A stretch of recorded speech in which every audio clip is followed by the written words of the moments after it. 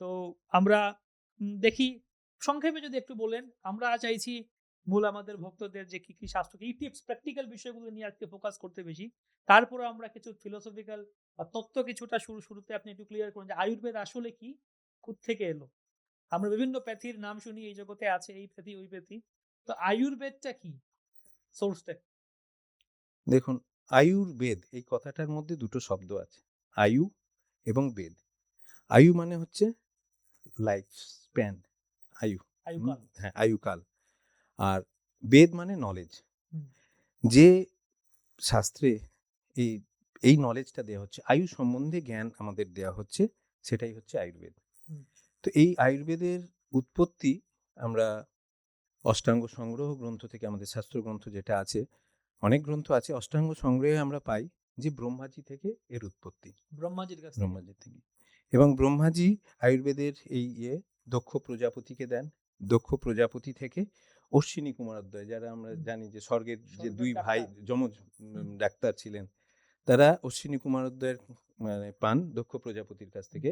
এবং অশ্বিনী কুমারোদয় সেখান থেকে সহস্রাক্ষ ইন্দ্রকে দেন সেই জ্ঞান। হুম, এবং ইন্দ্র থেকে ভরদ্বাজ মুনি, হুম, ঋষি ভরদ্বাজ। এই ঋষি ভরদ্বাজ অত্যন্ত তীক্ষ্ণ বুদ্ধিসম্পন্ন ছিলেন। তিনি এইটা তার শিষ্যদের মধ্যে, অনেক শিষ্য তার ছিল। এবং তিনি তার মূল মানে যিনি ছিলেন আত্রেয় পুনর্বসু। হুম, হুম, এবং আরো তিনজন ছিলেন ধন্বন্তরী, কাশিরাজ এবং দিবদাস। হুম, হুম। এই দিবদাস হচ্ছেন, আপনারা শুনে থাকবেন সুশ্রুত সংগীতা নাম শুনে, hmm, Sushruta is the father of surgery. তো সেই ওনার শিষ্য হুম, সুশ্রুতের গুরুদেব হচ্ছেন ভরদ্বাজ ঋষি। ভরদ্বাজ ঋষি। হ্যাঁ। তো আমাদের এই পন্থাটা তো হচ্ছে অবরোহ পন্থা, হুম, হুম, উপর থেকে নিচের দিকে পরম্পরা সূত্রে এবং পরম্পরা প্রাপ্তম। কাজেই এই আয়ুর্বেদেরই এটাও কিন্তু এই পরম্পরা ধারাকেই বয়ে নিয়ে চলছে।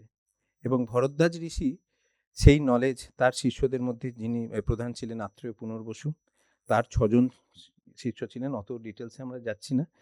কিন্তু এই দিবদাস থেকে সুশ্রুত সংগীতা, এই সুশ্রুত যিনি হলেন, সেই নলেজটা কিন্তু তখন থেকে খুব বেশি মাত্রায় স্প্রেড করতে আরম্ভ হুম, করলো। আয়ুর্বেদ এনাদের হাত ধরেই, এই আত্রেয় পুনর্বসু বা তার যে 6 জন শিষ্য, অগ্নিমেষ, ভেল, হারিত, যতুকর্ণ, আমার অত নাম মনে হচ্ছে না, তো ওনাদের হাত ধরেই কিন্তু আয়ুর্বেদের অবতরণ। তার মানে প্রাচীন কাল থেকে হ্যাঁ, সৃষ্টির এবং শুরু থেকে শাস্ত্রে এটা শাস্ত্রে ভগবানের কাছ থেকে আসছে। শাস্ত্রে বলা আছে যে আয়ুর্বেদের জন্ম হচ্ছে কলির সূচনাতেই, অর্থাৎ আমরা 5,000 বছর তো নিশ্চিত আমরা ধরতে পারি। তার আগে ছিল না সত্য দাপর যুগে কিছু? না, আয়ুর্বেদের জন্ম কিন্তু শাস্ত্রে আমরা যেটা পেয়েছি অষ্টাঙ্গ হৃদয়ের হুম, থেকে, যে কলির সূচনাতে, কলিযুগে। 5,000 বছরের একটা ইতিহাস। হুম, এবং আমরা শ্রীমদ্ ভাগবতের প্রথম স্কন্ধের 3য় অধ্যায় বোধহয় 17 নম্বর শ্লোক, যেখানে আয়ুর্বেদের অমৃত কলস নিয়ে ত্রয়োদশ তিথিতে লর্ড ধন্বন্তরী, ভগবানের অবতার হুম, ধন্বন্তরী, উনি কিন্তু ওটা ধন্বন্তরী আরেক, ঋষি। হ্যাঁ, হুম, এটা আমরা ভাগবতমে পাচ্ছি। হুম, তো সেটাও কিন্তু 5,000 বছরেরই একটা ইতিহাস, আমরা হুম, সেখানেও আমরা পাই। হুম, হুম। তো হুম, 5,000 বছরও অনেক বড় কথা, অনেক প্রাচীন কথা সরাসরি ভগবানের কাছ থেকে এসছে। খুব ভালো। আমরা দেখতে পাচ্ছি একটা প্রাচীন একটা ইতিহাস রয়েছে, হুট করে আসেনি। কিন্তু সেই সাথে এটাও কমেন্ট শুনি, যেটা আপনি বললেন সুন্দর। আরেকটা কমেন্ট শুনি যে তাহলে তো এটা তো মানধাতার আমলের চিকিৎসা। হুম, এখনকার আধুনিক আপডেটেড না এটা। হুম। এখনকার আপডেটেড অনেক চিকিৎসা আছে। তাহলে এটা কেন আয়ুর্বেদ কেন ফলো করব? সেইটা নিয়ে আমরা পরবর্তীতে এই কিছুক্ষণের মধ্যেই আমাদের আলোচনায় আসবো। তো যেটা আপনি আরেকটা জিজ্ঞেস করলেন যে আয়ুর্বেদ চিকিৎসা কি, উৎপত্তিটা কি হুম, এবং তার ভিত্তিটা হুম, কি নিয়েতে। আয়ুর্বেদ চিকিৎসা দাঁড়িয়ে আছে ত্রিদোষ তত্ত্বের উপর। 3টে দোষ আপনারা প্রত্যেকেই নিশ্চয়ই জানেন, বায়ু, পিত্ত, কফ। এবং এই মান্ধাত্তার আমলের চিকিৎসা ব্যবস্থা বলে আয়ুর্বেদকে যতই খাটো করার চেষ্টা করা হোক, আয়ুর্বেদ আজ থেকে আমরা যখন পড়াশোনা করেছি 95-96-এ যখন ভর্তি হয়েছি, তখন মানে একটা পরিবেশটা এরকম ছিল না। কিন্তু যত দিন যাচ্ছে আয়ুর্বেদ কিন্তু তার একটা ডিমান্ড তৈরি করছে। আগামী দিনে আমরা বিশ্বাস রাখি, আমরা যদি আমাদের শাস্ত্র নিয়ে ঠিকমতো মানুষকে পরিষেবা দিতে পারি, এটা আগামী দিনে আরো অনেক বড় জায়গায় যাবে। হুম, তার কারণ হচ্ছে এই মান্ধাত্তার আমলের চিকিৎসা ব্যবস্থাটা দাঁড়িয়ে আছে এই ত্রিদোষ তত্ত্বের উপর। হুম, আমাদের শরীর, বায়ু, পিত্ত, কফ, এই 3টে দোষের উপর এর ভিত্তি। এবং সেই বায়ুপিত্ত কফের যদি আমরা ডায়াগনোসিস ঠিকমতো করতে পারি, যার প্রধান হাতিয়ার হচ্ছে নাড়ি পরীক্ষা।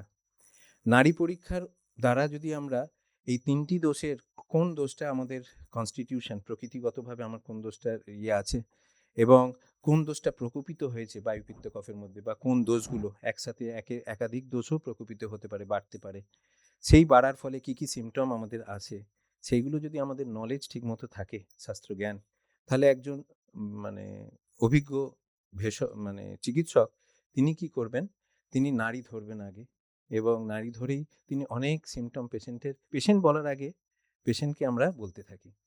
পেশেন্ট তখন কিছুটা মানে অবাকও হয়ে যায় যে আমরা কি জ্যোতিষ চর্চা করছি, বা এরকম যে বলে দেওয়ার ব্যাপারটা না।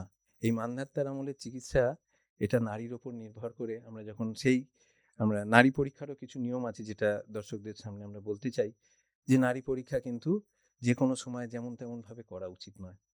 তার উপর নির্ভর করবে আমাদের চিকিৎসার পারফেকশন। মূল ভিত্তি হচ্ছে এই নারী পরীক্ষার ওপর, যার দ্বারা আমরা বায়ুপিত্ত কফ ডিটারমিনেশন করি। নারী পরীক্ষা যে কোনো সময় করা যাবে না, সকালবেলা শৌচকর্ম পরিষ্কারভাবে হওয়ার পর এবং খালি পেটে। এই যে আমাদের চেম্বারে যখন তখন সারাদিনই আমরা পেশেন্ট দেখি, নারী পরীক্ষা কিন্তু আমি অন্তত অন্য টাইমে করি না। মায়াপুরেও তাই প্রত্যেক দিন অন্তত 4-5 জন 7 জন করে থাকেন ব্রহ্মচারীরা বা গৃহস্থ ভক্তরা, যাদের সময় দেয়া থাকে 7:30।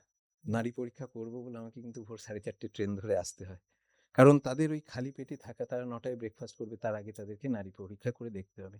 তাহলে এই যে দোষের যে চলাচল, সেই ব্যাপারটা আমরা তর্জনী দিয়ে বায়ুর গতিবিধি বুঝি, আমরা মধ্যমা দিয়ে কফ, এবং পিত্তে দিয়ে আমরা অনামিকা, এই আঙুল দিয়ে আমরা করি, 3 আঙুল দিয়ে।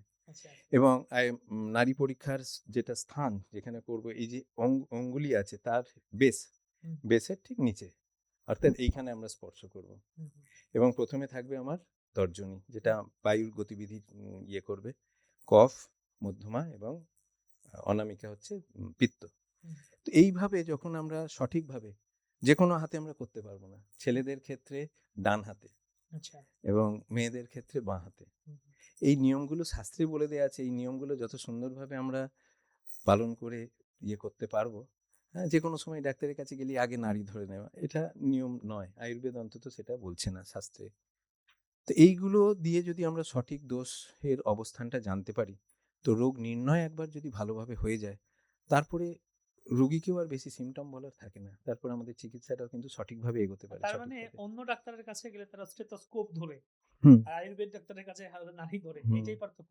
আমরা নাড়ি ধরে যখন বলি আপনার তো শ্বাসকষ্ট আছে বা আপনার কোথাও শরীরে ব্যথা আছে, সে জাস্ট বসেছে, নামটা বলেছে, বয়সটা বলেছে, ঠিকানা বলেছে, তারপরে আমি নাড়ি ধরেছি, তখন তারা অবাক হয়ে যায়, যে বললাম একটু আগে যে ইনি আবার ডাক্তারির পাশাপাশি জ্যোতিষ করছে কিনা।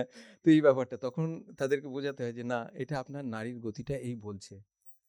বায়ুর একটা নিজস্ব গুণ আছে, সেই গুণগুলোর মানে আমি যখন বায়ুটা বেশি পাচ্ছি এই তর্জনীতে, তখন বায়ুর লক্ষণগুলো বলতে থাকলে অটোমেটিক দেখা যায় আমার যদি নাড়ি পরীক্ষা ঠিক আমি করতে পারি, তাহলে আমরা হয়তো খুব পারফেক্টলি করতে পারি না, কিন্তু আগের জেনারেশনের, আমার সৌভাগ্য, মানে আমরা হাওড়ায় একজন কবিরাজ ছিলেন বৃদ্ধ, তারা লক্ষণ সেন রাজা ওই সময় থেকে 7 পুরুষ ধরে তারা কবিরাজ, এবং সেইখান থেকে তারা যেভাবে শিখেছিলেন, এখনো তাদের পুঁথি আমাকে দেখিয়েছিলেন 20 বছর আগে, 20-25 বছর আগে, একদম হলুদ হয়ে গেছে, পাতা ছিঁড়ে গেছে।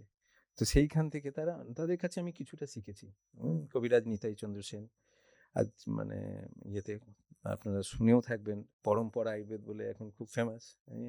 তো যে দেবব্রত সেন প্রতিনিয়ত এরকম টিভি প্রোগ্রাম করেন, তার বাবা ছিলেন নিতাই চন্দ্র সেন, এবং আমার খুব সৌভাগ্য, তার হাতে ধরে তিনি আমাকে শিখিয়েছেন।